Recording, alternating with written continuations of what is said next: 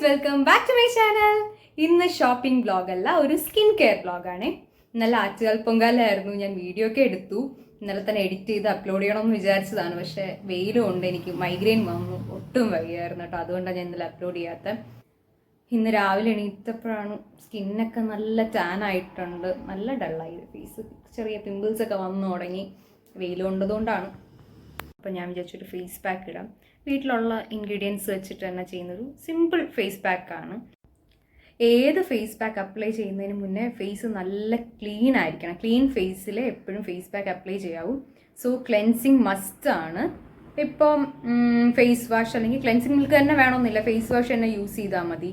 ഇല്ലെങ്കിൽ ഫേസ് നന്നായിട്ട് വാഷ് ചെയ്തിട്ട് ഫേസ് പാക്ക് അപ്ലൈ ചെയ്താൽ മതി.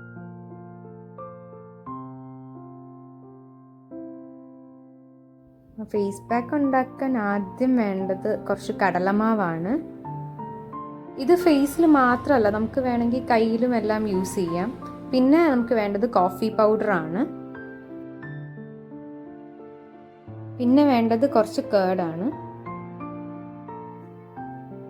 ഇത് മൂന്നും കൂടെ നന്നായിട്ട് മിക്സ് ചെയ്ത് കൊടുക്കണം. തിക്കായിരുന്നത് കൊണ്ട് ഞാൻ കുറച്ച് വെള്ളം കൂടെ ആഡ് ചെയ്തിട്ടുണ്ട്.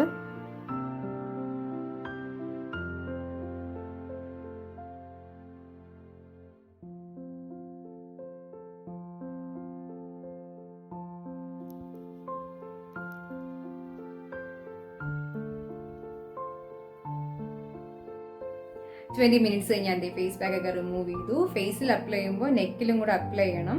അത് ഈ പാക്കല്ല, ഏത് ഫേസ് പാക്ക് ആണ് യൂസ് ചെയ്യുന്നെങ്കിലും നമ്മൾ നെക്കിലും കൂടെ അപ്ലൈ ചെയ്യണം. ഫേസ് പാക്ക് റിമൂവ് ചെയ്യുന്ന സമയത്ത് കുറച്ച് വാട്ടർ സ്പ്രേ ചെയ്തിട്ട് ഒരു ലൈറ്റ് മസാജ് കൊടുത്തിട്ട് വാഷ് ചെയ്യുകയാണെങ്കിൽ കുറച്ചുകൂടെ നല്ലതായിരിക്കും.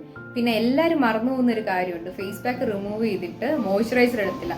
മസ്റ്റായിട്ട് നിങ്ങൾ മോയ്സ്ചറൈസർ യൂസ് ചെയ്യണം. ഞാൻ യൂസ് ചെയ്യുന്ന പോൺസിന്റെ ജെൽ മോയ്സ്ചറൈസറാണ്. ഇതാണ് ഞാൻ യൂസ് ചെയ്യുന്നത്. അപ്പോൾ നിങ്ങൾ ഏത് മോയ്സ്ചറൈസറാണോ യൂസ് ചെയ്യുന്നത് അത് യൂസ് ചെയ്താൽ മതി, യൂസ് ചെയ്യാതിരിക്കരുത് കേട്ടോ. പൊങ്കാലയുടെ വീഡിയോ ഞാൻ ഉടനെ തന്നെ എഡിറ്റ് ചെയ്തിട്ട് അപ്ലോഡ് ചെയ്യാം. അപ്പോൾ ഇത്രയേ ഉള്ളൂ ഇന്നത്തെ vlog. Thank you so much for watching.